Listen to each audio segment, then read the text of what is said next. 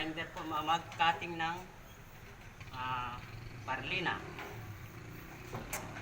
Unang-una, suot ng mask, magsuot ng gear, katulad nito. Tapos mask, para hindi maamoy yung alikabok. At magsuot ng gloves. O, yan. O, gloves. O, direct, wala namang bago. Yan. Yan. For safety. Ayan. Naghihirap na talaga. Ang pagteknik ng pagcutting nito ay hindi pwedeng ganito.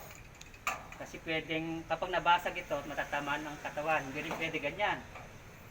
Kasi matatamaan yan kapag nabasag. Kailangan side view lang. Ito. Tingnan mo kung naka-zero, saka masasaksak. Okay, umpisa na natin. Kailangan laging safety.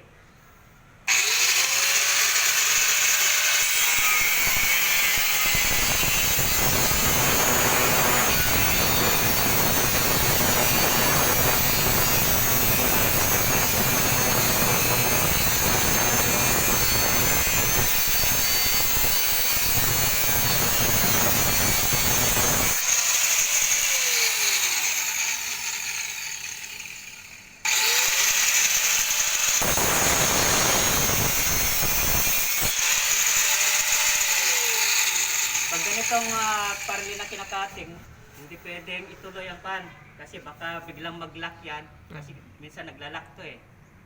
Maglalak yan, matatamaan ito. Kaya nagkakaroon ng nabibiyak. Ganyan, dapat na pag-cutting. Lagi may tira.